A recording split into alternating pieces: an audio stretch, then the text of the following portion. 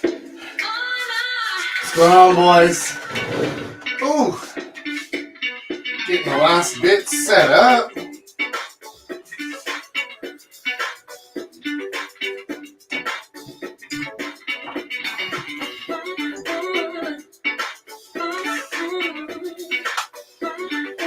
Alrighty. Bring that up a little bit. There we go. Alright. Oh, that is not good. There we are. That's better. We're getting there. Can you see what's happening here? Can you see this? Can you feel it? Can you feel it? It's coming on strong today, because today's going to be a good one. Like always. Speaking of which, it's about that time. I see some of you guys are getting in here. Some of you are ready. Good. Because it is now about time for us to begin. Let's get everything put together. And it is time to get started. So welcome everybody. Welcome to the very best part of your week. It's called Live with Jack. Hi, I'm Jack. And today I'm going to be teaching you about the differences between traditional and modern dating advice, the differences between how things are now versus how they used to be, some for the better, some for worse, and some that are honestly just different. But most importantly, I'm going to tell you why your parents were absolutely wrong about everything that they told you about dating. And it's not their fault. It's because everything's changed. However, if you would like to truly enjoy today's lesson, if you'd like to take it to the tip top, reach the height of humanity, the culmination of all of civilization, then all you need to do is grab your glass, your mug, or your flask, a chalice, a stein, or even a cask. Raise it high. Let's make a splash. It's time now for our libation bash. Toast the night and enjoy the mood. Together now, we drink some booze. On your mark, let's not wait. It's cheers with chaps, so don't be late. Go. Magnificent. I really need to see if I can find a more elegant way to get the sounder to play instead of just having to go over and click it on the screen every time. It doesn't really flow that well. I'm sure I'll figure something out eventually. But let's go ahead and jump in. I've got my pointer marker ready, and let's jump into today's lesson about dating mores and how they've changed throughout the years. So what I'm going to do is I'm going to break these down into different sections. I spent quite a while coming up with all of the different ways that things are different, and I tried to categorize them in ways that would make more sense for everybody so that you can kind of jump around and find the part that is most related to you. And for those of you watching live, you get all the lesson and all of the information. So congratulations to you. You win. Now let's go ahead and jump into our first section, which is communication and interaction. Let's talk about how that's changed in a massive way over the last couple of decades of dating. The first thing is the general communication style. Now, I am an old man at this point. I know, old Jack, yes. But even when I was in high school, people were texting all the time. Not nearly as much as they are now, but they were still texting a lot back then. And that was actually our main form of communication when we weren't face to face. So has texting changed? Has the form of communication changed in, say, the last 20 years or so? Well, yes and no. Yes, in that now people text so much more, and that is their main form of communication all the time. Sometimes, even when they're together in person, and they still text each other. But the biggest change is that because young people these days spend so much time texting or using Snapchat or using Facebook or Instagram or whatever it is that they use to communicate with one another, they have actually become uncomfortable having in-person communication, having in-person conversations with people. It's become much more difficult for them to understand people's body language to understand subtext whenever it's not in text form with emojis and GIFs to show what you mean. So actually, texting has made in-person communication a lot more difficult for them. However, this is the real kicker. It means that if you're good at in-person communication, you now have a massive leg up over all of the other guys who are stuck in texting zone, because the fact is you can text with girls all day long.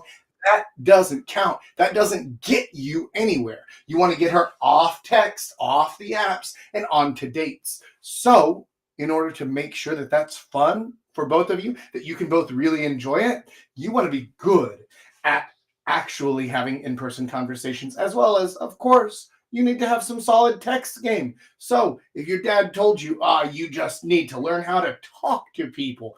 Okay, that's only half the story, though. Let's move on. The next one here that's different is meeting places. Places where people will first meet.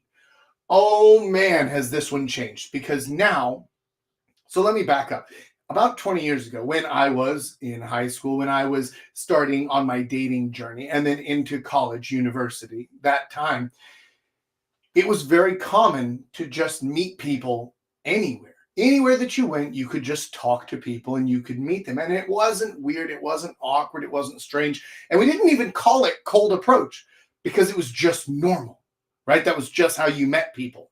And if you wanted to meet people who specifically were looking for relationship partners, there were a few places that were notorious for that, such as bars, such as singles mixers, things like that. And you could go there and you could easily meet somebody else who was also on the market. Now things have changed significantly, because now most people, especially in the younger generation, only meet through social circle in most circumstances. So it's very difficult to break into a social circle unless you know somebody or you happen to meet one of the more outgoing members of that social circle in a different situation, and then you can get invited in. However, again, just like with the previous thing, if you master the art of just talking to people, just chatting people up wherever you go, then you have the added benefit of being able to ingratiate yourself into a new social circle very easily, but also you aren't limited to only certain places. Because these days, especially with younger generations, they don't go to bars and clubs, singles mixers. I'm not even sure that those still exist in the same way. And they don't go there specifically looking for relationships or anything else. They're out there looking for experiences. They're looking for entertainment. That's why most of the bars aren't just dive bars where you go in. That's why they're all themed. They all have some concept, and they're all trying to give some sort of experience, because that's what they're looking for. So you need to learn how to offer those things, but you can also meet people in other ways now, because it opens up the world to you by being able to talk to strangers, by being able to stop someone on the street and start up a conversation, talk to someone on the subway, on the bus, at a cafe, or also at a bar or a club, and use your own social circle and its extensions effectively so that you can meet women all the time without any trouble. In fact, this is especially true if you are traveling or if you're living in another country, moving somewhere else where you might not have a very set social circle. However, if, for example, you're coming to Korea and you don't yet have a social circle, I highly recommend that you join our Discord community, where we have a strong social circle of people who go out together, help each other, and really kind of extend that thing out so that you can meet other cool people too. Not just other guys, but also we often introduce you to other girls too. It's a great social circle. So the way that people meet is completely different. Oh yeah, also fucking dating apps. Yeah, you guys knew I was going to get to that, right? I hate them. I genuinely think that they are a massive negative for your dating life, for your psychological, mental health. I think that all of this is terrible, but people use them. So if you insist on continuing to use them, understand what they are. They are a trap, but you can be successful on them. That's the reason that they still exist, because people are successful on them. Now, you might have to pay in order to be successful on them, because that's the business model. But Swiping right too much can really ruin your understanding of social interaction, of people, of women, of how to open up conversations and how to actually talk to people like a normal human. Back to point one. Now, let's move quicker because I have a lot of these to go through. Next one here. First date expectations. The old school style was dinner and a movie, right? Or just dinner and maybe drinks after, something like that. Listen, let me tell you, dinner is dead. This is over. It's done. It's finished. If it was ever effective, it was only effective because they were just kind of sussing you out and making sure you weren't an axe murderer. And then like, fine, fuck it. Good enough. Let's go. Dinner is a terrible idea for a date these days. The reasons for this are numerous, but here's a few. One, there's no experience. There's nothing new. There's nothing fun. There's nothing special. It's just like, oh, it's some good food. Okay, cool. And then on top of that, you're stuck talking to somebody who might not even be that good at conversation, because remember, they suck at it, for an hour, hour and a half, 2 hours. Fuck that. Get out of there. Go to a bar instead. Go to something else. Take her to some kind of experience. Make it a fun date. Make it interesting. Make it new. Make it special. Make it literally anything except for dinner and a movie. And the movie part is the worst part of that date plan, because what? You're stuck sitting in the dark with somebody who you don't know, watching a film that might just suck, and they all do these days. And you're stuck there watching this shitty film, paying way too much for popcorn and drinks and the tickets. And you can't even talk to the person that you're supposed to be getting to know. Terrible, terrible plan. Skip dinner, skip the movie, go straight to something fun, or go straight to drinks, because that's always going to be a better idea. Your idea for low commitment first dates is best, right? Low commitment first date, what I mean by that is it's low cost, it's low time commitment, it's easy to get out of if either one of you is not enjoying it, not having a great time. Look, if you're at a bar just having a drink, then I'm only stuck here for the next 15 minutes or so, however long this drink lasts here. Or because it's so low cost commitment, I could just dip out early and leave if I'm not having fun and I'm not enjoying it. So low commitment, it's safer for her, it's better for you, and it saves you so much fucking time, money, and hassle. Go straight for the drinks. Next up, intimacy and sex. So this is a wildly different situation now than it was 20, 30, 40 years ago, wherein these days, most of the time, most first dates, if they go well, expect to end in sex. Now, this might, if they're like a good girl, or if they're kind of prudish, or if they're like, oh no, I want to take it slow, then they might push it off to the second or third date. Or in some like deeply religious communities, you might find the exception to the rule, the under 1%ers who are going to push it all the way, or say like, nope, not until there's a ring on it, not until we're married, something like that. But that is so rare. Most of the time, sex is expected very early on from both you and her. This is a bit of a double-edged sword, because guys might be saying like, woohoo, yeah, we get to fuck real fast. Like, okay, cool. But that also means that if you aren't pushing for it, if you aren't calibrated enough to know how to actually lead that and escalate it, if you make it feel awkward, you make it feel weird, or even worse, you don't push for it, you don't try for it at all, she's just going to be like, oh, okay, cool. This guy's not that interested in me. He's wasting my time. I'm just going to leave. And then she'll ditch you because you weren't good enough at the thing that she now expects. So, a bit of a double-edged sword here. Make sure that you actually learn those skills of how to be socially calibrated, of how to actually increase the engagement, increase the interaction, make it more fun for her, and lead it to the sexual realm. Next up, let's talk about relationship dynamics and roles. Yes, absolutely. My English is very, very yes. Very well English. Good. Courtship and chivalry.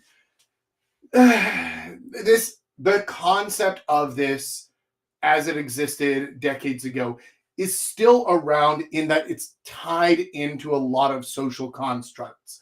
But in practice, this is all but dead.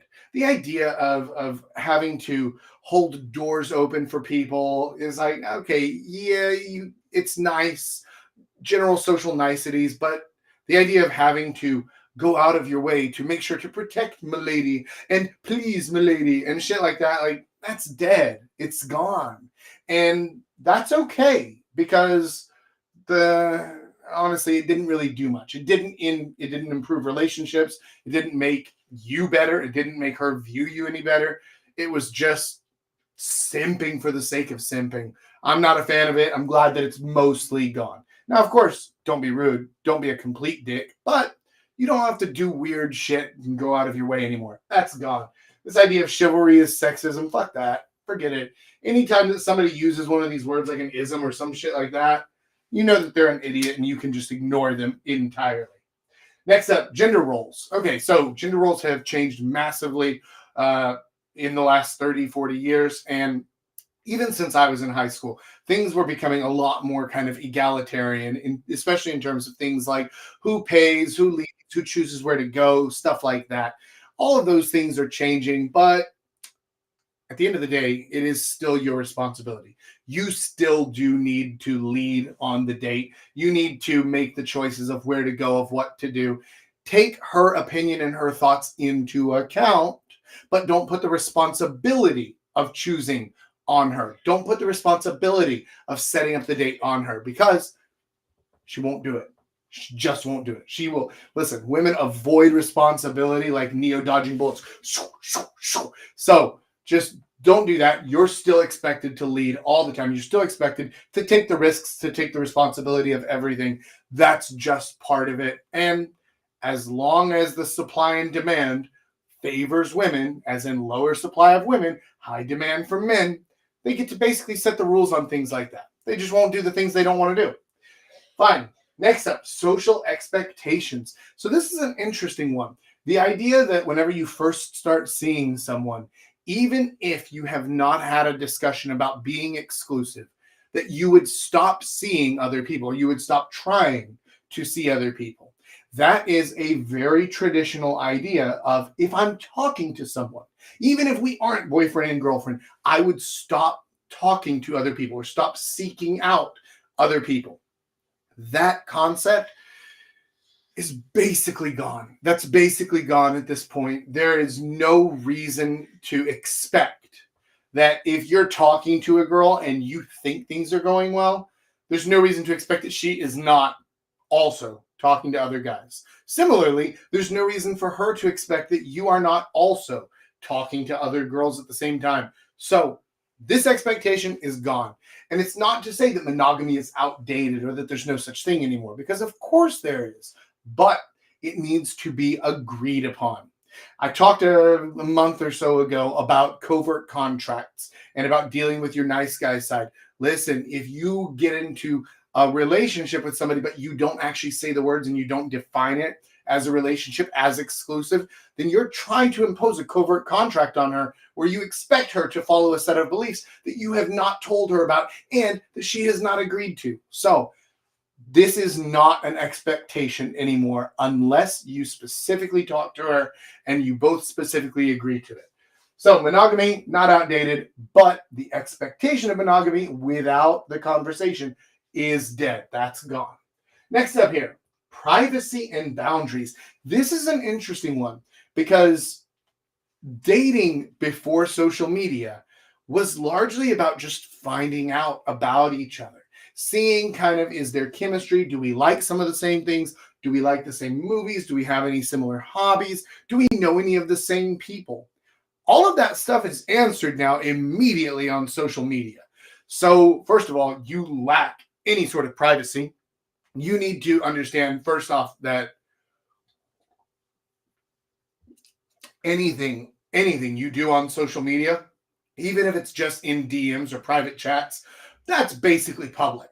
Anybody can see any of it because all that shit can be screenshotted and put back out into the world, and there's not a damn thing you can do about it. So understand that social media is completely public, and she can and will see everything on your social media. That needs to be your expectation.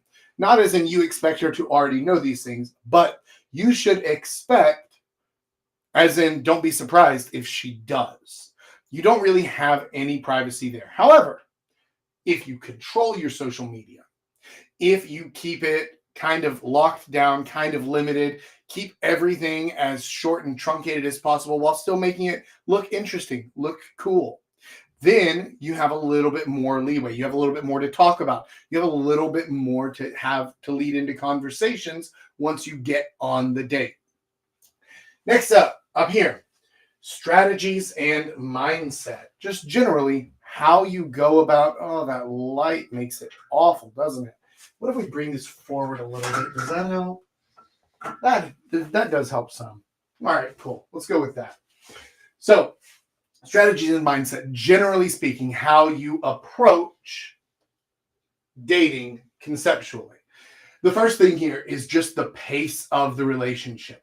How fast do you expect this relationship to go, to grow, to change, to start, to finish? Things like that. It is a lot faster paced now because the market has changed significantly. When I was in high school, the chances of meeting multiple new people that you were actually interested in dating in 1 week were very, very low. Unless you were in some kind of situation like on a university campus, going to frat parties, things like that. But even then, you're probably only going to meet one or two at a big party who you're actually interested in.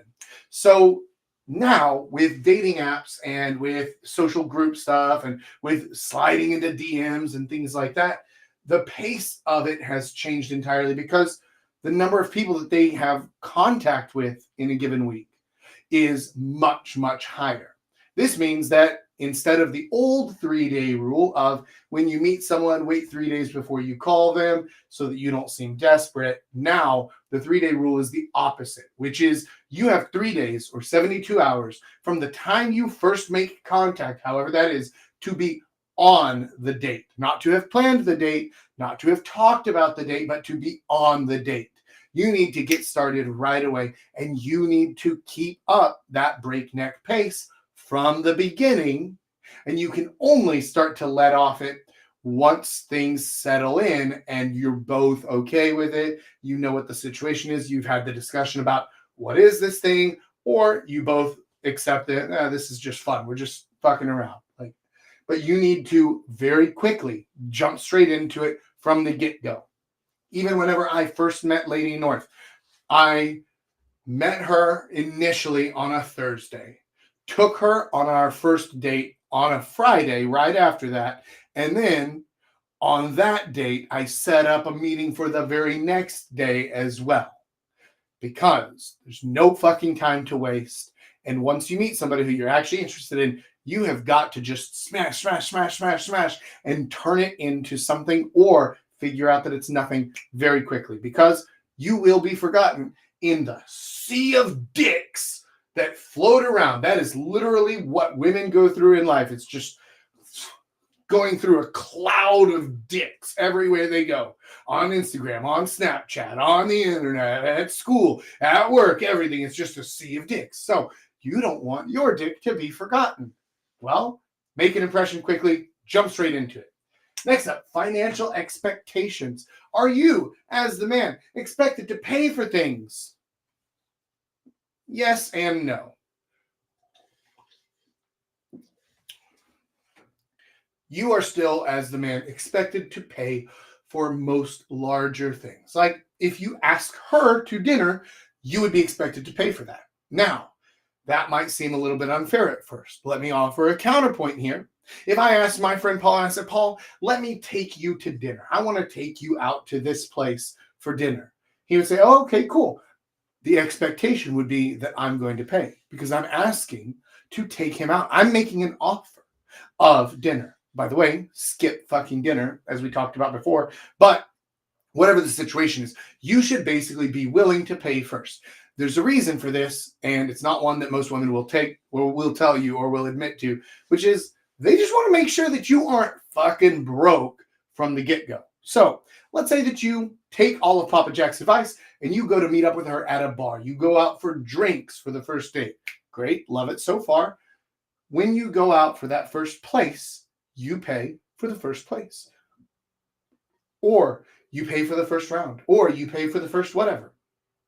And then you say, okay, cool. How about this? I'll pay for this place. And then we can go to this next venue after this and you can pay for it. Then at that point, if she doesn't have money, then okay, cool. You're still on the hook to pay for it. That's fine. But you want to make it open to her to let her pay for it because, man, they don't expect you to pay for everything. And if they do, then there's a problem. Or maybe they're like super traditional, or maybe they're just broke. Like if you're 35 and you're dating a university girl, then yeah, like she's broke. You pay for stuff. That's fine. But if there's any sort of equity between the two of you in terms of like we both work, we both have jobs, neither of us is broke, then yeah, you can kind of split things or move them around.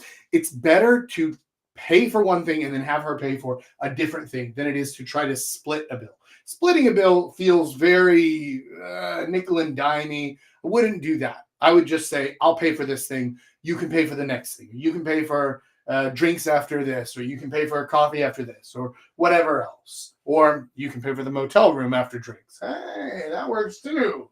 Next one here is honesty and transparency. What are the expectations of honesty and transparency? This one is tough because people always expect honesty. That's not new. But the questions that people tend to ask now are a lot more personal and a lot more involved than they used to be.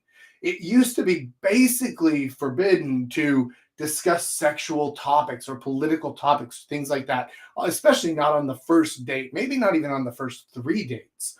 But these days, you might get hit the second you walk into a date with like, all right, so what's your body count? And you're like, what the fuck? Where did this come from? Is there an expectation for you to be honest? To some extent, right? Now, obviously, in a situation like that, that's a shit test. So you're better off deflecting or making some joke or leading into it in some other way rather than just being like, oh, it is 392. How about you? Like, oh, fuck. That's not going to work out well, right? I've told you guys about this before, but don't answer questions directly because it doesn't work well. You want to create some kind of story, some kind of emotion, something more to it, right? Don't answer questions like an engineer would answer a question, especially when you're on a date. So honesty and transparency, you should be honest, but you should have a little bit more fun doing it. Don't lie, but you're fine to kind of play with the situation a little bit. I'm not going to say that you should obfuscate the truth or try to cover things up because that's not the right move. What I mean is don't necessarily answer something right away. And also, if you don't feel comfortable answering something, you can just say that. You can be like, oh, sorry, I don't answer those questions until I've at least seen the inside of you or something like that. Like you can be silly with it. There's all sorts of ways to deal with that, but don't lie. One of the biggest reasons not to lie is because, again, you have no privacy. It's all gone. So if you lie, especially from the get-go, she's probably going to find out. And that's a bad way to start any kind of relationship. So generally speaking, don't lie, be honest, tell the truth, but have a little bit more fun doing it. Don't just answer questions directly. Next up, getting advice. Okay, cool. So especially early on in your dating career, you're probably going to have questions. You're going to say, what should I do in this case? What should I do in this case? Oh, this girl did this thing. How do I deal with that? How do I respond to that? Cool. So are you better off getting advice from older people, or are you better off getting advice from your peers? Well, that is a great question. If the older people in question have actually been out there, been out in the shit, walked the walk, and I don't mean your dad who's like, yeah, you know what? Listen, I had 2 girlfriends before I met your mom. Yeah, he's like, come on. He doesn't know. And also, it's been decades for him, right? Now, if you have people like me or like Paul, where it's like, yeah, we're probably a little bit older than you, but also we've been out there in the shit and we've done this stuff a lot, and we're still regularly out and about, so we can see the current landscape and how things are going, but we can also apply all of our years of experience and wisdom to it. Then yes, that is a good source of information. As for your peer group, depending on your age and depending on who your peer group is, right? Because if it's our Discord community, if that's your peer group, then yeah, you're golden, right? They're mostly going to give you great advice. But if it's like you and your other university buddies, and they're like, oh, bro, here's what you got to do. Here's what you got to do, man. I saw this thing on TikTok. Oh, they said it works every time. Like, oh, fuck, no. And that's another point, which is generally speaking, don't get dating advice from social media. I know that I post my dating advice videos on social media, but even those are so short that they don't really give advice because they can't go into any sort of detail. There's only so much you can say in 60 seconds or less. So, dating advice on social media, bad idea. Dating advice from your peers, who they got from social media, that's not going to work well at all. You want to find somebody who actually knows what they're doing, knows the situation, and has been successful. That's the key point. They have done it and succeeded many times. Next up, challenges and adaptation. The influence of technology. Okay. Every generation hates the technology of the newest generation. This is not new. This is constant throughout all of history. There were people who were genuinely angry at Elvis Presley, because they said his music and his dance moves were too over-sexualized and that it would ruin young girls' purity. That was a thing that happened whenever TV was first created. That, this technology is going to ruin everything. It's going to ruin our society and ruin all the people. And like, they weren't really ruined, were they? Right? Like Elvis was fine. Everything survived, right? Did the hippies ruin things? Yeah. I mean, actually, yeah, a lot. But still, things continued on. Technology will always change the way that we interact with each other, the way that we deal with social situations, the way that we understand the world around us. That's always going to happen.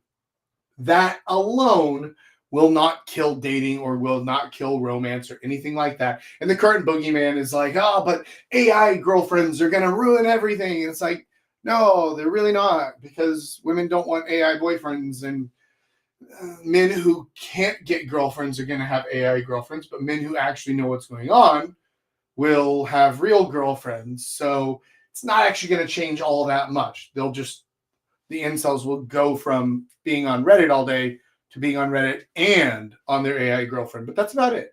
That's the biggest change that's likely to happen in that regard.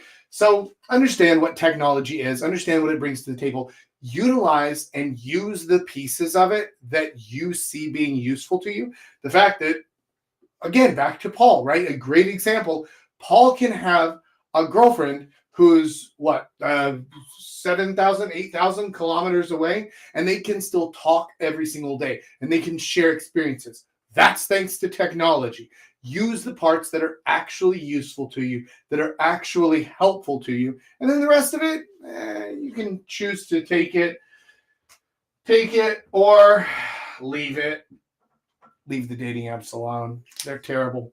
Next up here, dealing with rejection. Okay, so rejection is a bit of a different beast, because these days everybody gets rejected so much more. But that's also because you have so many more options. Now, you have so many more options, but so does she. That's kind of the double-edged sword of this, is that you can meet, potentially, hundreds of women a day, especially if you're using online dating apps. Now, how many of them are going to match with you? 1%, maybe, if you're lucky.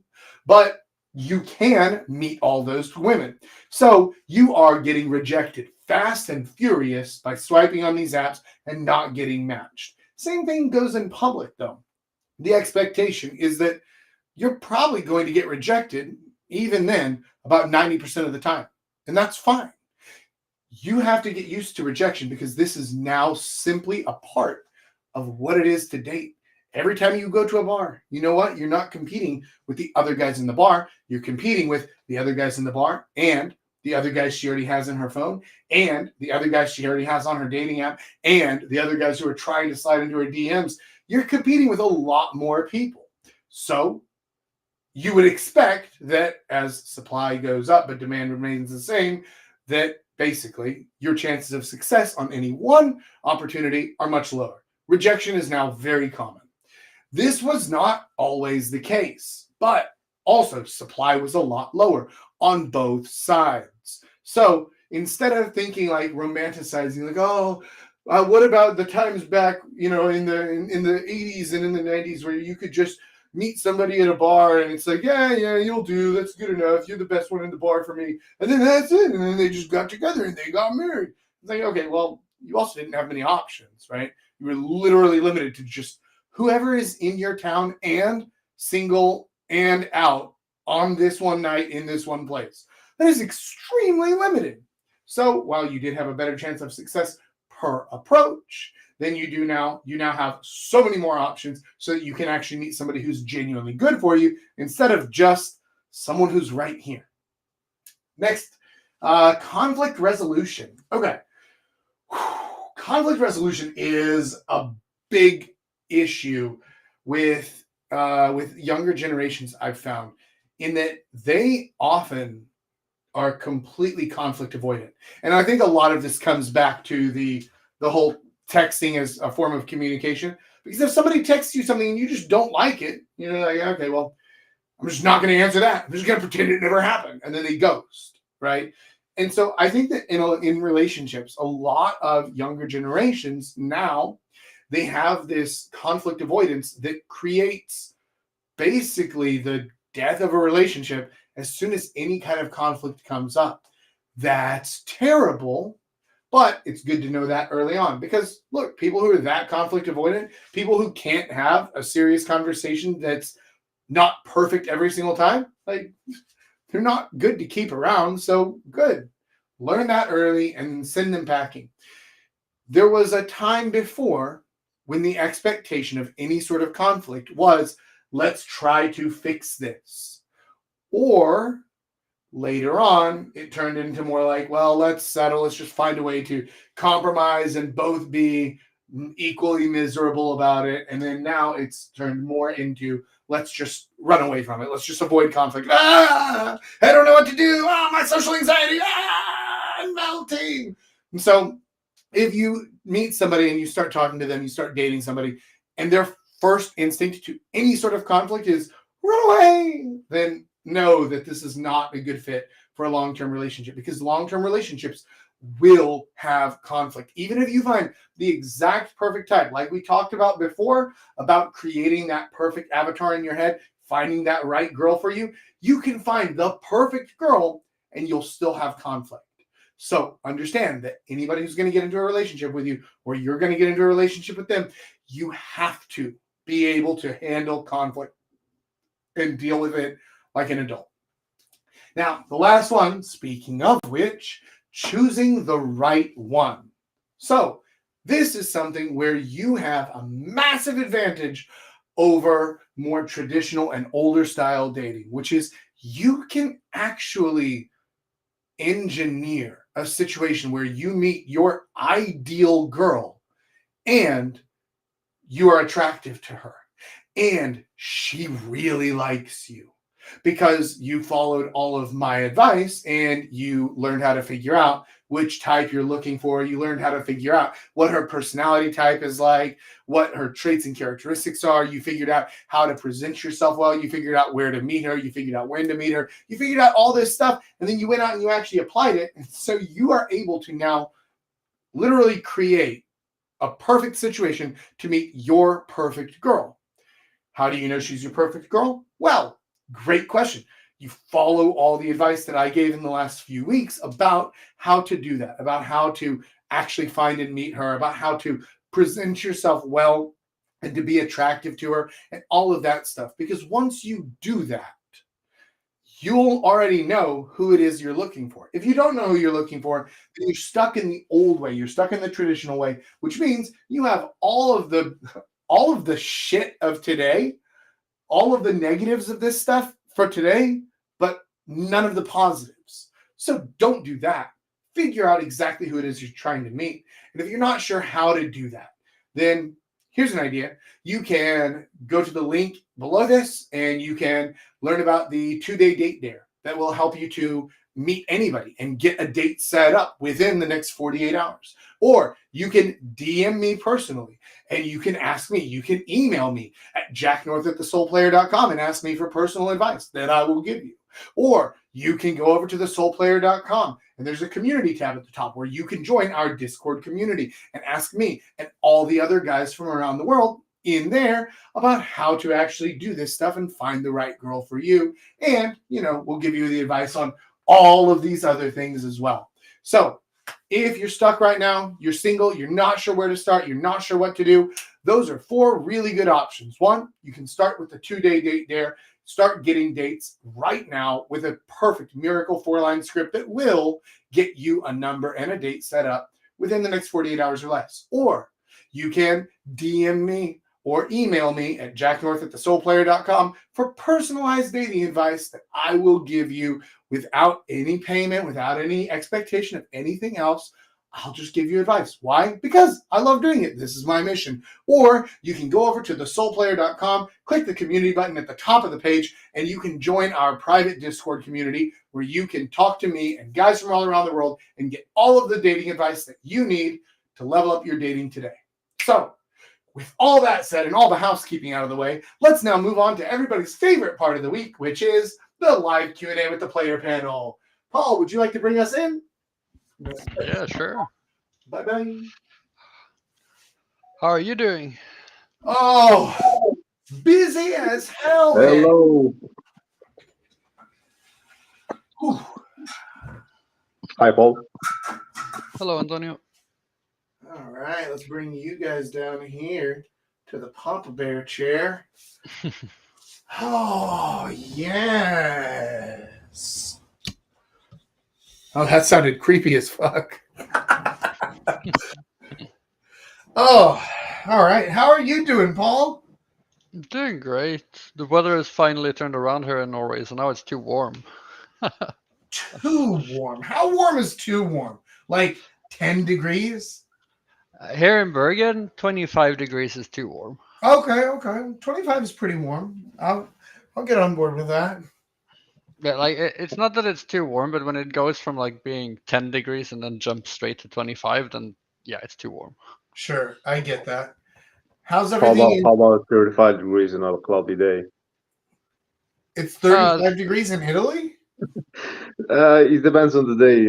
Like we have like those kind of days where it could go from 20 degrees to 35 degrees. It really depends on the day.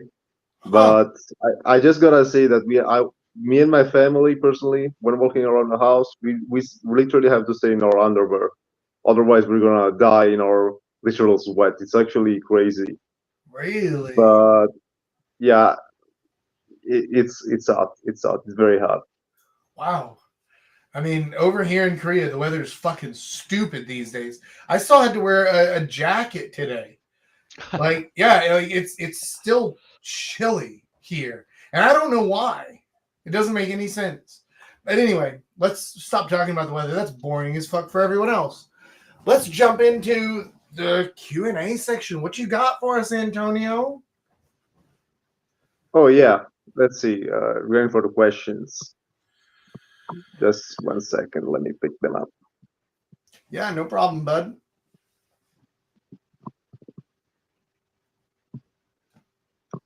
Okay, for a shy person, what do you think is the best way to actually turn your personality around and actually start dating people or actually approaching people? For a shy person, I think Paul has the best answer for this because he's naturally pretty introverted. Yeah, so what turned me around was literally just finding people to be around that are the complete opposite. Yes, in the beginning, it's a drain without compare. But once you get used to hanging out with super social people, you actually become a lot more social yourself. So for Hmm. me, I was very introverted, or at least introverted, when I first moved out to Korea. And then luckily, I met Jack and Caesar and Dano and all our friends around. And it's just the community and like people always wanting to hang out and always wanting to party and just be out, do things, made it so that I felt pressured to do so anyway, even though I was like, yeah, I could sleep for a week after one day with Jack and Caesar. And then it's like at noon the next day, and it's like, hey, you're coming out today, right? It's party time, buddy. Yeah, so just keep doing like that and just keep going out and just pushing yourself through it. And then in the end, you actually turn out pretty good. Yeah. But it takes time. Yeah. So basically, a lot of hanging out with your friends or maybe someone you know. A lot of Until Yeah, like, and exposure. if your friends are not hyper social beings, then you need to find hyper social people. Yeah. For this to Bam. actually work. Yeah. How Yeah. long did it Friends take who you are just to? like a little bit outgoing or they're a little bit friendly, that's not going to be enough to actually change you. Generally speaking, whatever your friends do to say a 100% degree, you will pick up about 20 or 30% of that. So if they're only a little bit social, a little bit outgoing, it's not going to make any noticeable difference in your personality or your habits or the way that you do things. Instead, what you do is you can start going out with those people more. Find friends, find people, like Paul said, who are hyper social, who are over the top, who just make friends and talk to people everywhere they go. And start trying to not copy them, but use some of their personality traits to start to retrain parts of yourself. Another thing that you could do, and I just thought of this, but something you could do is whenever you go through, if you wanted to go back through like my old videos and stuff, these old live streams, and try to talk back with me. Like, listen to something I say and then pause the video and respond to it. Say your thoughts out loud, because I'm hypersocial. And even on these live streams, when I'm alone, I'm still going off and I'm still up and down and I'm still like all this stuff. And so try to carry on a fake conversation with on-screen Jack. And if you're able to do that, then that's going to increase your ability to just chat about fucking anything and do it at a high energy level. So those are some ideas for things that you could do. But the biggest thing is obviously in person. Okay. Another thing is, for example, they're shy people, right? So that means that most of the time they have social anxiety, right? Even among like large people of, groups of people or something like that. Why do you think that is the case? Like, maybe is there like a fear, or maybe of getting rejected in the first place, or maybe just a fear of being, in a group of people that they do not belong to when trying maybe, approach new people? There is a very real fear of, I don't want other people to think negative thoughts about me. Now, dealing with, okay, so this is multifaceted answer. The first thing that you need to do is you need to prove to yourself, prove to your brain, because this is your ego. And we've talked many times before about how your ego is literally your enemy. Your ego wants to stop you from succeeding, because succeeding means changing your current situation. And fuck that. Your ego likes to stay exactly where it is, never change, never get better, never get worse, stay exactly the same. So your ego is your enemy. You have to convince your ego that you are not in any danger, because that's what it's going to be telling you. It's going to be shouting at you like, oh, if people think negative things about you, then you will be in danger. And you need to prove to it that you're not in any danger. And you can do that by trying some experiments, right? So say to yourself, like, okay, cool. What do I think would be a situation, a social situation that would make me feel like I'm in danger? Okay, cool. Now, this is my hypothesis. But if I have a hypothesis, I have to test it to see if I'm right or not. And you can take some fairly low stakes things. Be like, here's a simple one. Go out onto a public street with people and just scream at the top of your lungs. Just, ah! And then see what happens. Because your ego is going to be telling you, like, oh, no, don't do that, don't do that, don't do that. That's really dangerous. What if people think da da da?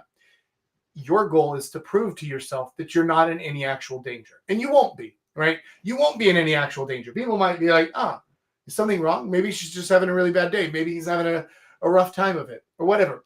But you want to prove to yourself that you're not in any danger. Another thing that you can do, and this ties back to the first thing that I said, is you hang out with hypersocial people and you see them put themselves in dangerous situations, but nothing ever happens. Nothing bad ever happens. Another thing to consider here, though, is the story you tell yourself about you is true.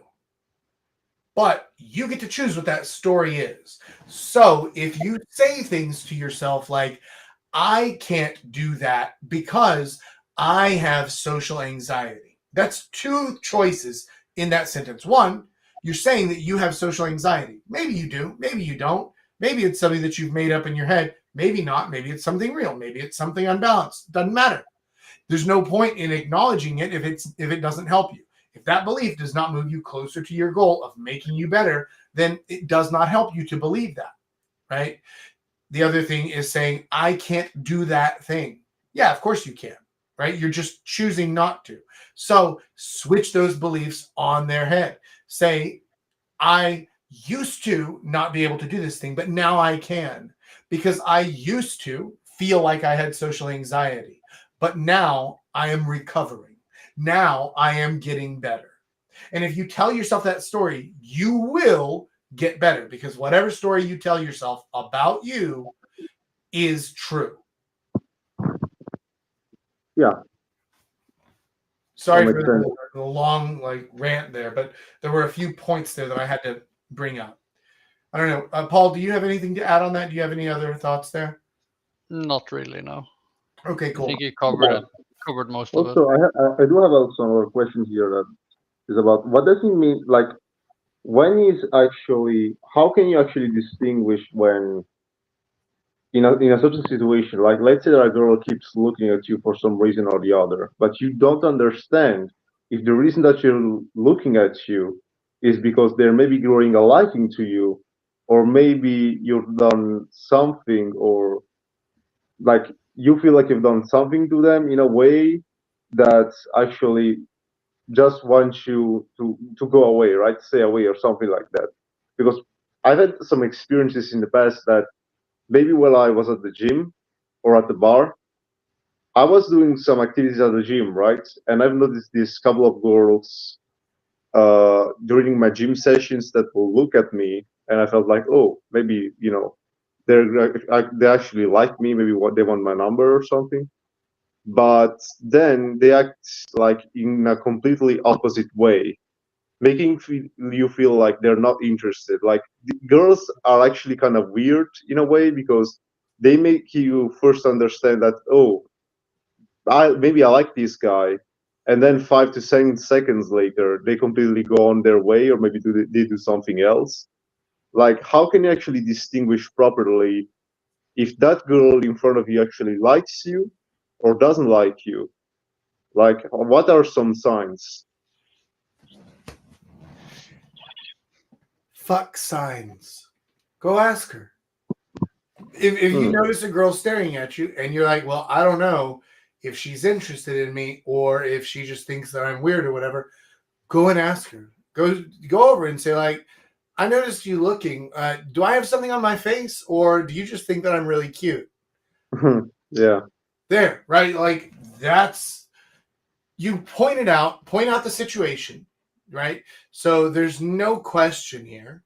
She was looking at you and you did notice, and you just call that out. But it's not a bad thing. You're just saying, like, oh yeah, was it something wrong or was it something right? That's it.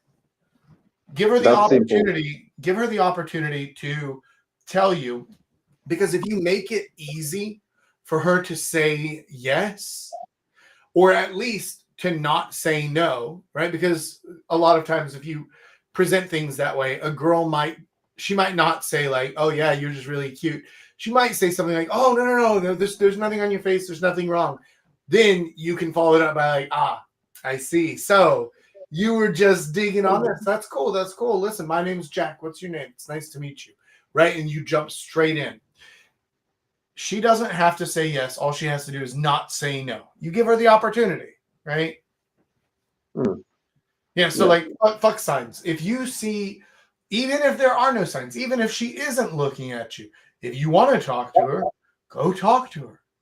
Hell, you could even use that line anyway, even if she wasn't looking at you. Be like, I noticed you looking at me earlier. Is there something stuck on my face, or did you just think I'm a prick? Sometimes you also get that that of anxiety where I feel like with a lot of guys that maybe the girl just glances at them and they just start overthinking and stuff.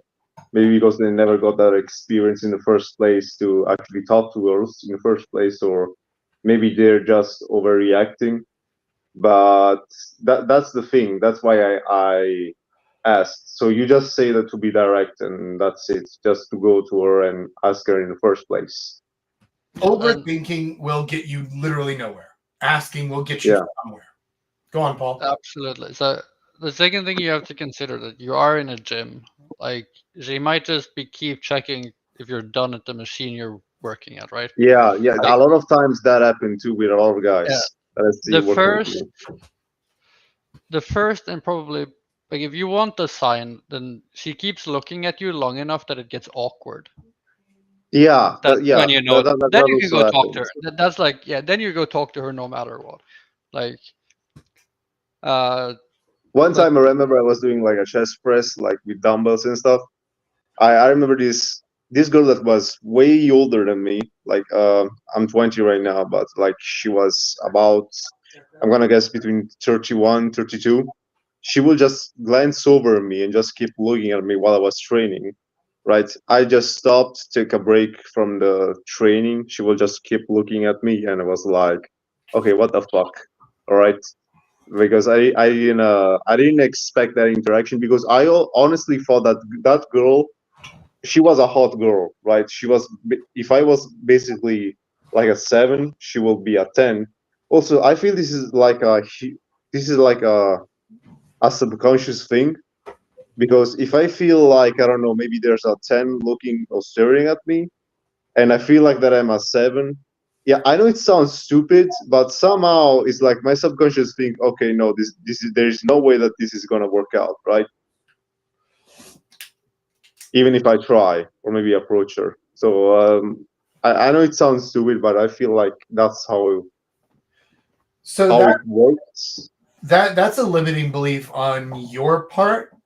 The truth is, like, listen, girls might be attracted to you for any number of reasons. They might just think like, you know what, he's a 7, but he has a really cute butt. Or they might think like, oh man, he looks just like my dad and I'm really into it. Or they might think like, oh my God, Berlusconi Jr., is that you? Yeah, come on, let's go into the hot tub. I'm 15, let's party, right? Like, who knows? Who knows? You have no idea what the fuck's going on in her head. So give her the chance to say yes or no. Maybe she's really I think my mistake is trying to understand what she's thinking, because I don't think that will ever work out. It doesn't matter what she's thinking. All that matters is her actions. And so if you give her the chance to hang out with you, to talk to you, to start a conversation, to give you her number, whatever, you give her the chance, then she can choose. I think the biggest issue is that whenever, like, you keep saying it over and over again when we talk about this, it's when it comes to girls, you always say, I think about the situation and then I decide. You just have to stop thinking. Exactly. The more you think, the more you are going to think of ways for yourself to get out of it instead of just do. So the more I think, basically, the more I fuck everything up. That's the thing. Do you know what a divining rod is, Antonio? Like the little stick that looks like a Y, but people said that they could follow it to find water, right? Yeah. So you should basically treat your dick like a divining rod. And whenever it points you to a girl, don't think, follow it. There's water. Go. go. Stop thinking. Stop worrying about like, oh, does this really work? Or is this mystical? Or is this evil spirits? Like, who gives a shit? Follow your dick. It's a divining rod. It's literally pointing you towards success. Don't think about it. Just do the thing. Just go and talk. Because that will always be a better result than not talking. It's always a better result than just thinking about it. If you want to think about shit, think about it afterwards. Think like, oh, okay, cool. So I went over and I approached this girl and I told her that she had a really nice set of titties, and then she just scoffed and turned away and stopped talking to me. Okay, cool. Maybe I can learn something from that. Now is the time to think, could I have done that better? Yeah, I probably could have. Here's what I'll do next time to have a better chance at success. That's I also have another question on that. Yeah, go ahead. Okay, let's say that maybe you've been talking to, I don't know, a girl for some time. You're not dating, like you've never dated her yet. Maybe let's say you met her a week ago. All right, you've been talking to this girl for a week, right? How do you actually manage to find always interesting conversations to keep her entertained, right? Because unless you go on a date in the first place, I feel like the conversation's gonna get repetitive in one way or another as the time goes. So I don't like, unless you do some other activities together, or you ask her on a date on the get-go immediately, I feel like conversation could get repetitive or maybe just boring, or the thing just faded away. Because this happened to me personally. I will just talk to this girl. We will have fun in the first place. We will take about, after 3 to 4 days, everything just died out because the conversations and the social situation that we were in basically just faded, because it was always the same thing over and over again, and it just died, of course, because it got boring. There's a very simple answer to that. That means either you or her were not a very interesting person. Yeah. Or there was something that you mentioned in there and you just kind of like skipped over it. You said, how do I keep the conversation interesting to her? Yeah, exactly. Stop. You're not trying to keep it interesting for her. You're trying to keep the conversation interesting for you. Because if you are genuinely interested in what you're talking about and you're engaged in whatever it is and you're bringing her along for it, then she is going to have fun with it, right? Like, there's a reason that I can get up here every single week and I can talk for 40 to 60 minutes just to myself about fucking whatever's on my mind that week. And people enjoy watching it. And it's not because I'm the wisest, most brilliant man in the world and everything that I say is pure gold. It's just that I'm actually entertaining myself. I'm talking about topics that I'm interested in. And that makes it fun for people to listen in and to follow along and to join in, even if they're only like a little bit interested in whatever the topic is. So same thing on dates. Your job is not to keep her entertained. Your job is to keep yourself entertained. If you're making jokes that make you laugh, if you're talking about topics that keep you excited and interested, then she's going to feel more interested in it. And she can, you ask her questions as you go, like, oh, have you ever tried something like this? Have you ever experienced something like that? Oh man, I have this story like this. Have you ever had something like this happen to you? And then she, yeah. And then you're not aiming to entertain her. You're aiming to entertain yourself. You're just letting her contribute, basically. Yeah. This is, I've never, yeah, all right. Because to be honest, I will always view the situation as like, okay, how the fuck am I supposed to entertain this girl in order for her to like me, right? But no, it's all right. Yeah, that's actually a completely different thing. Yeah. Yeah. All right. I'm gonna have to try that out because I do have some interesting topics about myself, but I don't want to make them feel like I'm too nerdy or anything like that. I want to just make sure that yeah, that's the thing because I'm actually a kind of a nerdy guy, even if it look like that because I also have a lot of nerdy interests. I just want to make sure that to not bore her with it. I mean, like, And I'm nerdy as fuck too. Paul literally used to be a professional gamer. Like, shit. Paul and I played video games together, although we haven't in a little while, right? But like, we played video games together, and like, he still plays video games all the time. So do I. Like, Okay, I will tell like the biggest topic that we've been talking about here for the past week. I've been talking about how my CryptoBot works and what it does and how Yeah. it does. She is not interested, but I don't care. yeah, I have fun. yeah, exactly. so she basically flows with the conversation, even if she doesn't care about the topic itself. The important thing is that you make it interesting. Like I don't know how okay, let's say for example that Jack plays League of Legends, right? Just an example. Yeah. How you love that thing? Like how would you make it interesting? That's the thing. So, Oh, I can take this because I've done this. yeah, go on. Yeah, all right. So when me and Bella started dating, she had never even heard about the game. Yeah, of course. She is not a gamer whatsoever. But after a while, I said like, "Hey, I'm gonna be in Korea. This and this and this, right?" And then we were gonna go to, and I wanted to go to the Worlds, so actually take her to an event where she can actually see everything that's around it, rather than just the game itself. And then I got her into actually watching the games, and I explained how it works.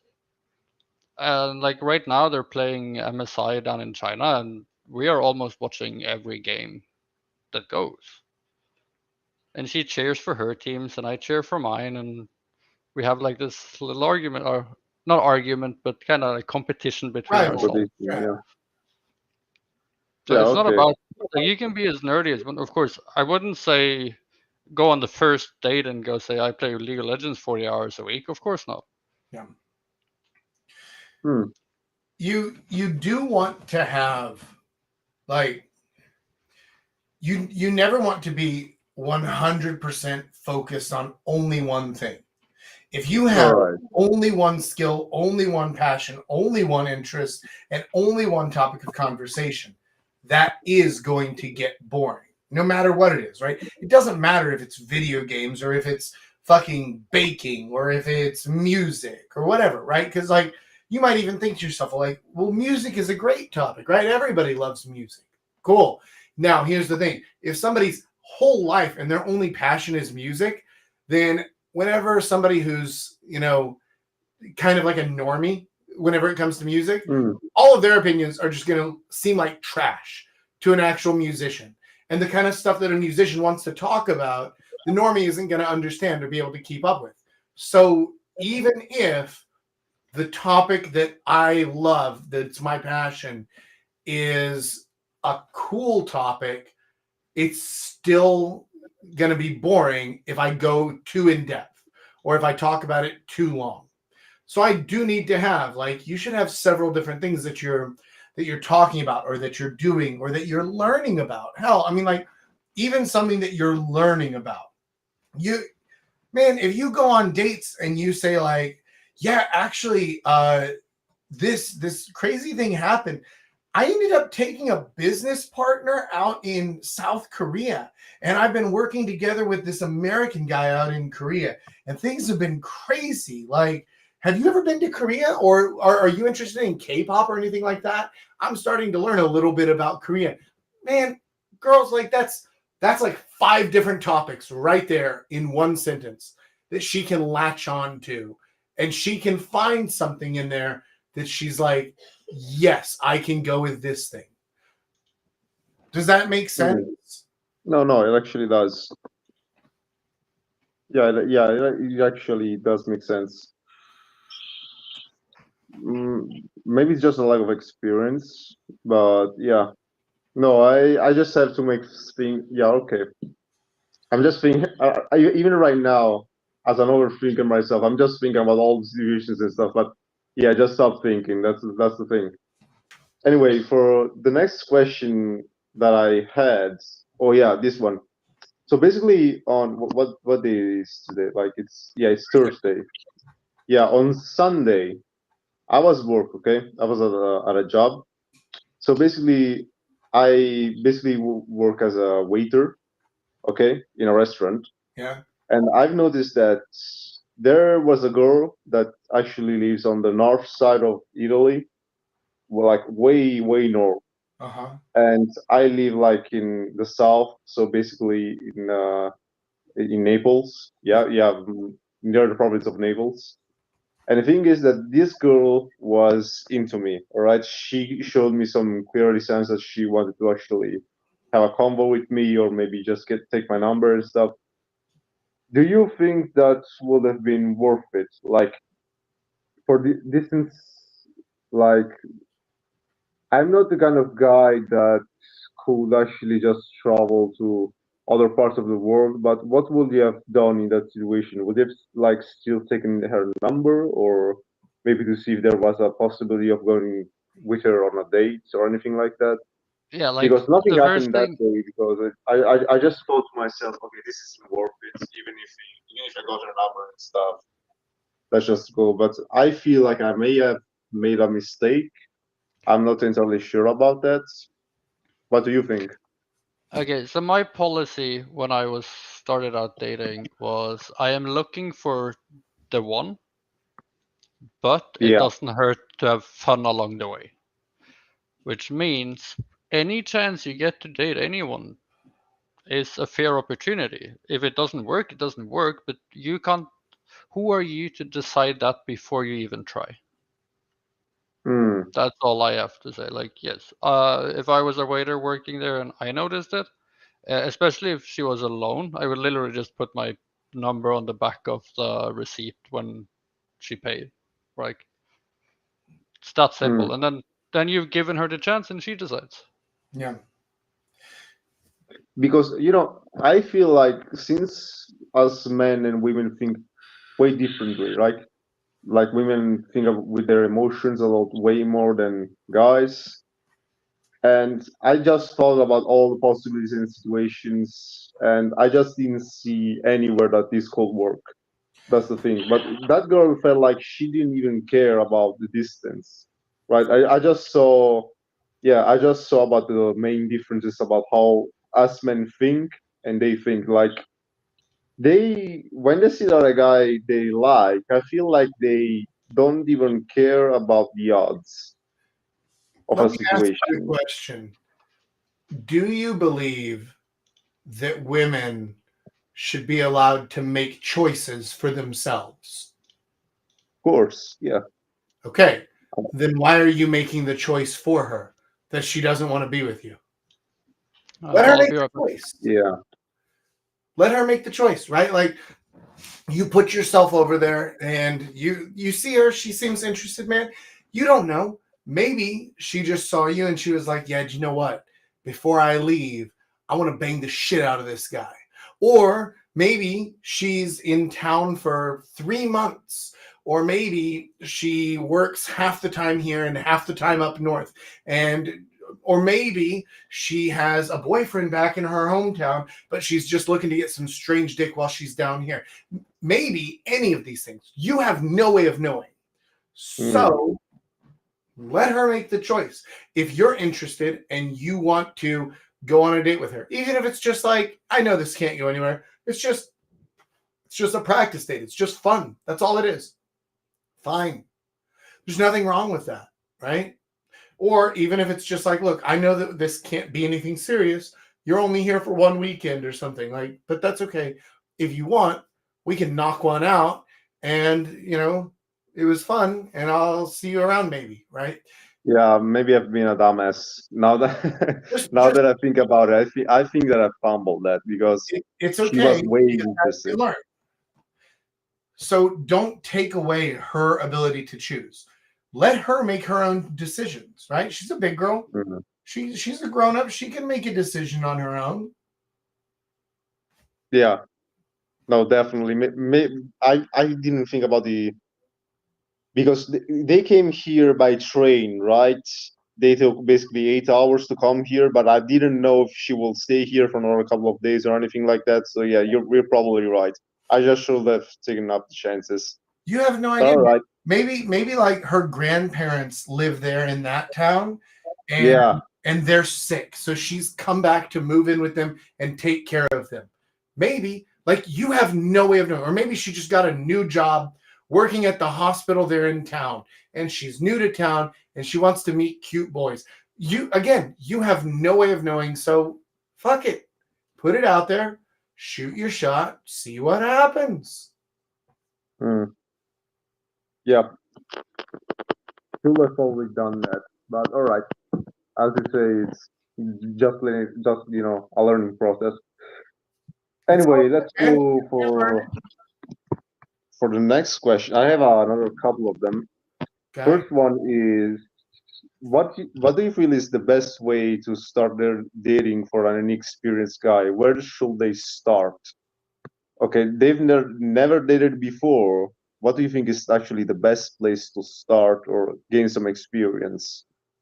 The best place to start is Live with Jack number 113 or 114 or whatever it was a few weeks ago, where I said, here's a blueprint for exactly how to go from I'm single and I have no experience with women to I have a girlfriend. This is how I do it, right?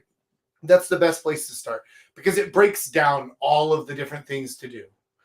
But the quickest action item to do, if you have no experience with women, your number one goal, your only job is to get experience with women. How do you do that? By getting dates. How do you do that? By approaching women. How do you do that?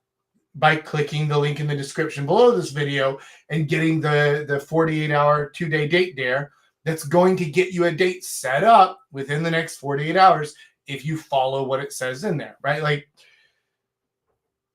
it isn't as complicated as people want to make it in their head. People want to make it something that's very, very difficult to do.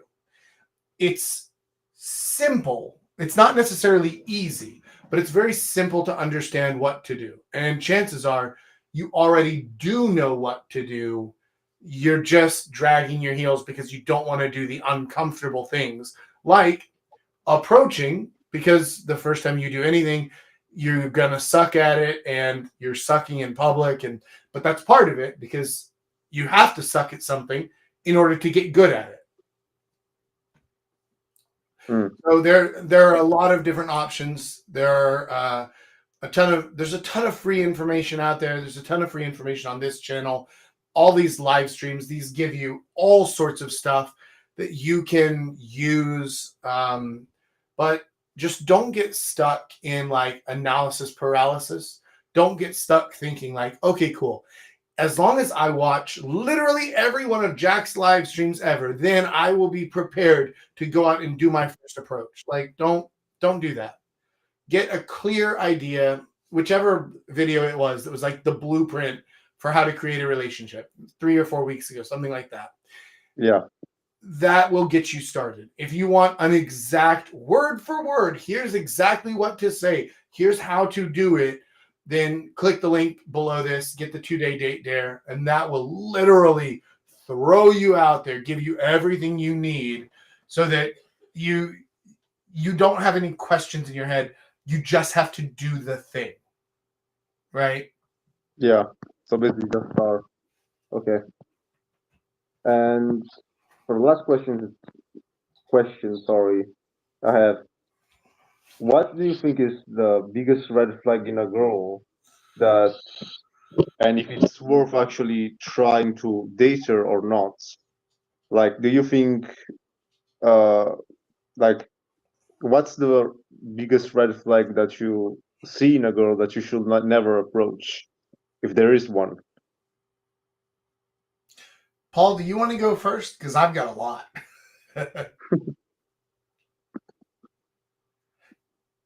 I think your mic might be muted. I see Paul thinking, like this. Maybe just some, tons and tons of idea coming up his mind. Yeah.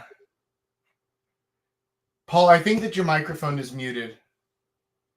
Yeah. Yes, it is. There you go. Biggest red flag is really, really hard to say, I think. I think for me, like straight up, would be a girl that cares whether she gets likes or not on Instagram. Ooh, okay. To me, that's Definitely probably seeking the validation. biggest flag I can think of. Social media whores. Okay. That Interesting. is just instant turn off. All right. To me, it's anything that visibly makes her come off as a feminist. So, she's too fat. She has like fucking crazy colored hair. She has like the Skrillex half shaved haircut. She has the nose piercing, like the bull ring, some shit like that. Like she's wearing a "I'm with her" shirt or some. There are a million of these little red flags that all of them basically add together. I'm like, anybody who would self-describe as a feminist, especially without being asked, it's like, oh no. This is not gonna work out well for us. I think we're gonna go ahead and skip here. But to me, that's I have a question. I have a question there. yeah. But didn't you say before that your dick should be your divining rod? So you would never go that way Yeah. in the first place. I think Wow, you did it. I think for red flags, I like obvious things that I'm just gonna ignore, like ghosts walking on the street. Yeah, like I am not gonna even think about those as red flags because I would never attempt to date them in the first place. Okay, right? okay. So you mean a red flag that would stop me from dating a girl Someone who I that you think is otherwise hot. would? Yeah. Yeah. Okay. That at least that's what my assumption of the question was. They have an American accent. Now this is very specific to me because Like those kind of Texan accents, strong accents. no. I mean, like if their English sounds like mine, that's a big red flag to me because I'm living in Korea and whenever I was single, right? I'm only interested in dating girls from Korea or East Asia generally. And if I met somebody with a perfect American accent, then that tells me they're broken. That tells me that either they grew up in America, that's terrible, or they spent so long studying in America that they let the culture infect them. And I'm just like, oh, it was so nice to meet Do you. you despise Americans so much? Huh? Is it because you despise Americans, or? It's not because I despise Americans. It's because I know what the culture does to the women there. And Oh, all right. like the belief system that it pushes on them and the way that it poisons their brain. It is the biggest red flag to me by far. Let me put it this way. I would rather date a Korean feminist than an American who wasn't. Right? Like, That's a lot.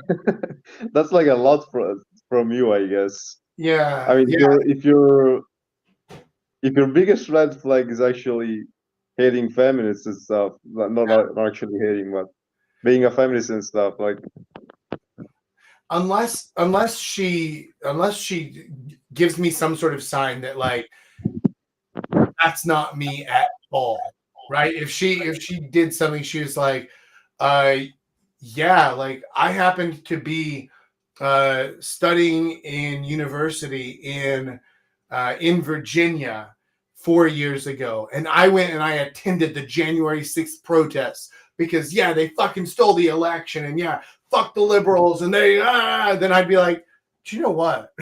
I'm a little bit turned on here. Okay, cool. Like there is a place where maybe she could convince me that she would be okay, but it would be a hard sell. It would be hard. So yeah, that's a pretty big red flag to me. Behavior wise, though, like other than simply who they are, right? Things like if they are extremely heavy drinkers, then that would basically preclude me from being able to have any kind of actual relationship with them. I could be like fuck buddies, friends with benefits, something like that with somebody who drinks a lot, but I don't want to date someone who is one of the boys, because that by itself sets up like a whole other series of red flags. Yeah, what do you think about like those more, how do you say it in English, like masculine girls, right? That are more inclined to hang out with boys or anything like that? It really depends on what the thing is, right? Because if she's like, yeah, I'm really into American football because my ex was, and so like we used to watch the games together, and so it's something that I learned a lot about, and I actually really liked it. So like, oh, okay, cool, that's fine, right? Like that's not a red flag. But if she's like, yeah, all my friends are guys and I don't get along with girls at all, and I'm always like, that's a big red flag, right? So it really depends on what it is. If she cuts her hair like me, that's a really big red flag. Yeah. I mean, yeah, I do have another question, by the way. Sure. This is also something that actually, yeah, let's say that maybe you're a six, right? You know that you're a six, or you call yourself a six, basically a six, even physically, emotionally, or anything like that. But you want to try, approaching or daring maybe a 10, okay? What do you think is the best way to do that? Like maybe because you also always talk about how you should be able to date girls that are between a scale. Let's say that you're six, you should aim for either fives or sevens. We always talk about that kind of. It's always better, yeah.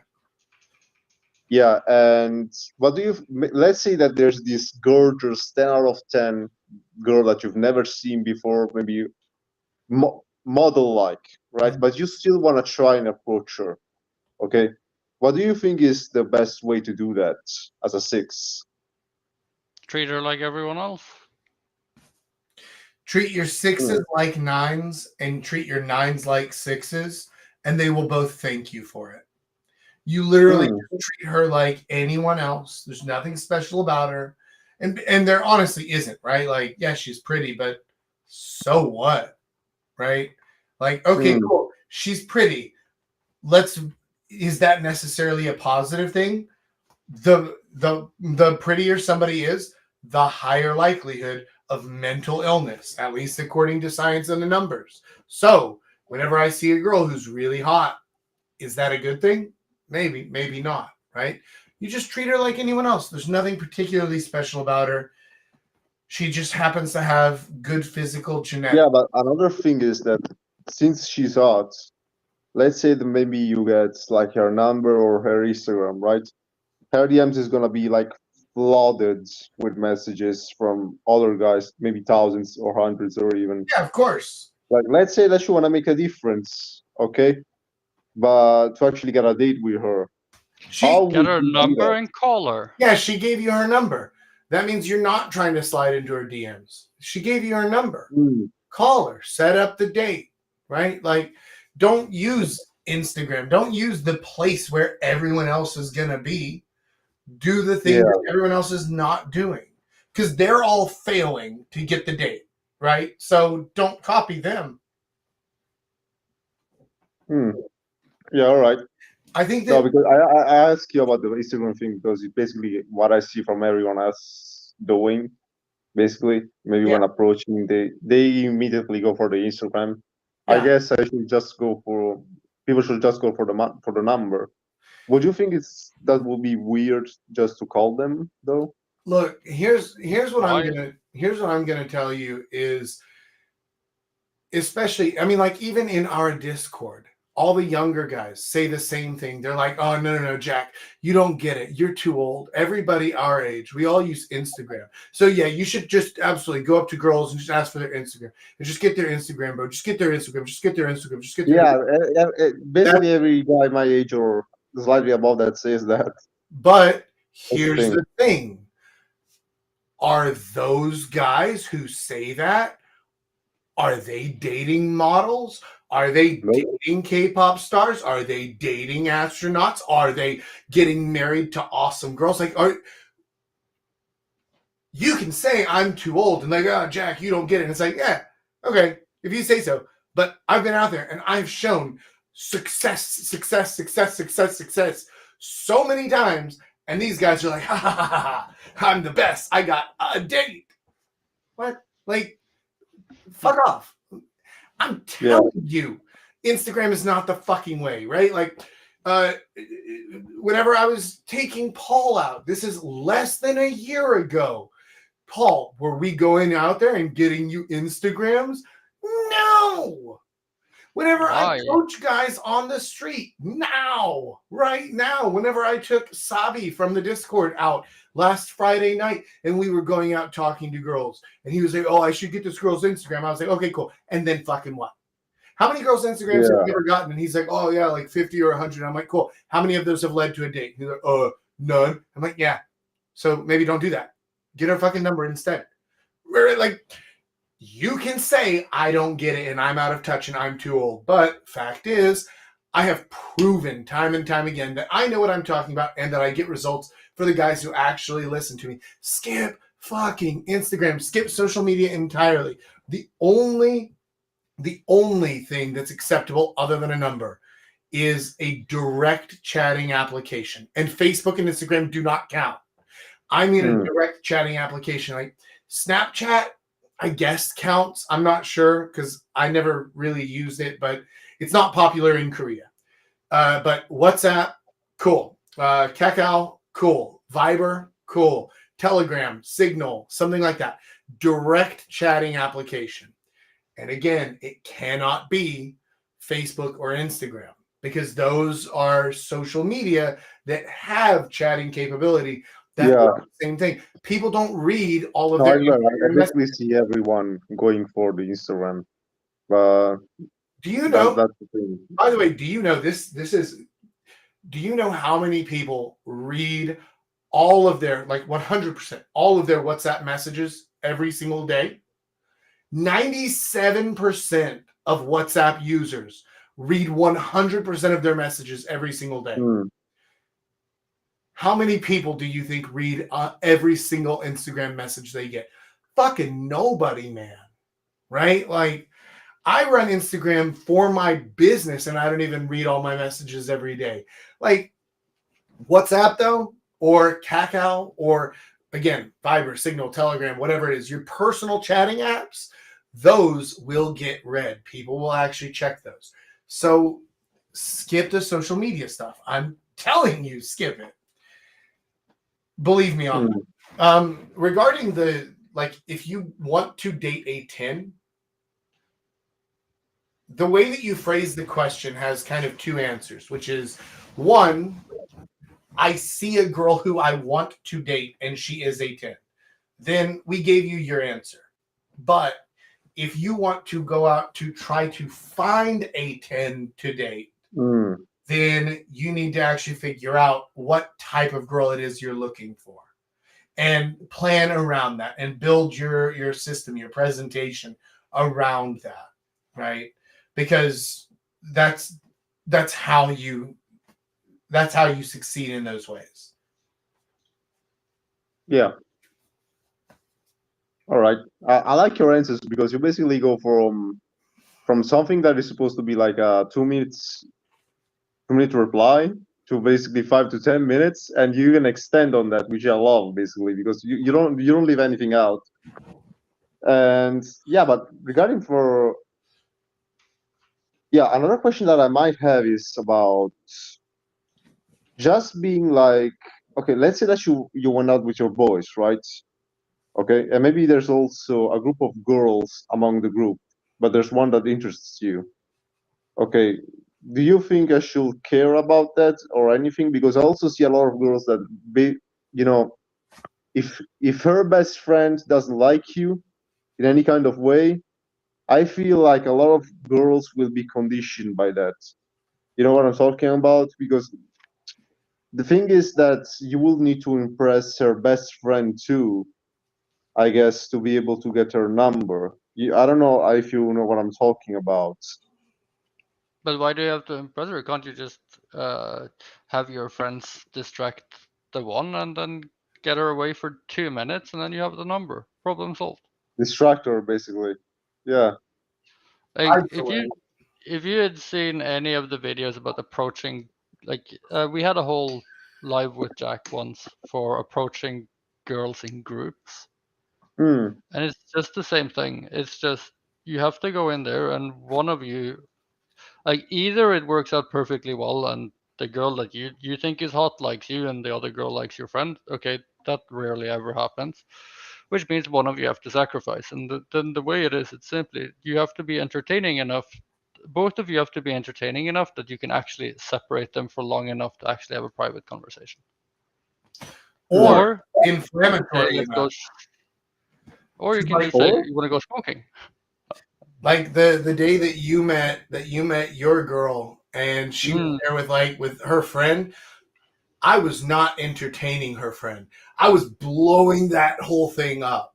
Right? Like, but I was like teasing her and I was making fun of her and I was like, yeah, no, I'm teasing. Hey, come here. Oh, it's fun. No, I'm serious. Like you, and then I was hot and cold and I was just literally lighting the whole thing on fire. But it kept her focus entirely on me.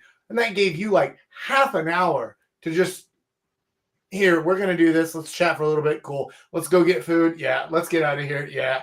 Right. Like yep. a million ways you can do that. But I want to come back to something that you mentioned earlier. Listen, if you're out with the boys, but there's also a group of girls with you, you're not out with the boys. Yeah. okay. If you're in a mixed sex group, that completely changes the whole thing. Now, if you're out with the boys and you meet a group of girls, that's okay. That's a whole separate thing, right? Then you guys, like everybody kind of knows bro code, right? Whoever approaches gets to pick their favorite. Beyond that, if there's a dispute, you rock, scissors, paper it out. And they're like, okay, cool. Winner gets his choice, right? You guys sort it all out yourselves. But yeah, have your friend distract a girl. And why would the best friend not like you unless Unless you're a dick. unless you're Hmm. doing stuff like me, because I have a very love-hate personality. Like people either love me or they hate me. There's no in between. Nobody ever says like, "Oh, Jack, yeah, I think I remember him." Huh. Yeah, I guess he was okay. Like that never happens. People are always like, "Yeah, fucking Jack," or they're like, "Oh, fucking Jack." Yeah, another Right? thing is that I think there's also a thin line between teasing and being a dick, if you think about it. Because I could just tease just enough to look like a dick, if you know what I'm talking about. Yeah, but like that happens. That's okay, Hmm. right? I've crossed that line so many times, and you know what? And also so many times you've gotten back from doing that. So Exactly, right? So here's the thing: is that if you ever make some kind of joke or you tease in some way, and you can see that they are actually upset or hurt about it, Yeah, that if, happened with me a lot. if that happens, then you can actually go in and be like, "Hey, uh, sorry about that. I didn't mean for you to take that personally. I was just trying to make a joke. It didn't land. Tell you what, what's your drink of choice? Gin. I'll buy you a gin and let's start over. Cool? We can be cool? All right, let's be cool. Yeah. That usually fixes everything. You just Hmm. apologize for it. Not like supplicating, not like, oh my God, I'm so sorry. Oh, please don't hate me. Like, no bullshit like that. You just acknowledge it. You like say, a like, simp, yeah. sorry, I didn't mean it to land that way. Here, let me make it up to you. I'll buy you a drink, or I owe you one, or whatever else. And then, can we be cool? I'll try not to do that again. Okay, I promise. I really didn't mean for this to get weird. Cool. All right, let's high five. Pound it up. Boom. All right, pound it up. Boom. Yeah. Hey, no, not like that. I'm teasing again. Ah. Then you immediately go right back into it, right? Because it's not serious. Yeah. All right. I don't think I've got any more questions, but All right. you've been extremely helpful because you've basically mind shifted me. Because I always tried when I try to approach girls, right, in any kind of environment or stuff, whether that be a bar, a beach, or anything like that, I will try to make the thing so that I entertain her, okay, instead of making the thing to entertain me. Like, yeah, all right, yeah, that was actually a good conversation. I don't have anything to add into the conversation, but I don't know if Paul has anything left or any questions left. You think so? Nope. I think we're good. Awesome. Then in that case, I think this is where we're going to go ahead and wrap it up for today. So, gentlemen, very special thank you, Paul and Antonio. Thank you so much, as always. Much love. Thank you for joining today. Y'all are the best. Oh, I can even do that here. Wait, line it up. There it goes. Yeah. Perfect. Thank you guys so much for joining. I really appreciate it. Y'all are absolute heroes. And for those of you watching, thank you for joining in. Oh, if you've made it this far and you haven't done it yet, go ahead, hit the little thumbs up button down below here. Really helps me out a lot, helps the channel out, helps us grow, all that fun stuff. And it helps to basically pay for more of my beer so that I can keep doing these. Hey, win-win. Costs you nothing, and it motivates me to keep making free shit for you. So please hit the thumbs up button, hit the like button. Love you guys. Thank you so much for watching. Y'all are absolute heroes. And until next week, boys, Papa Jack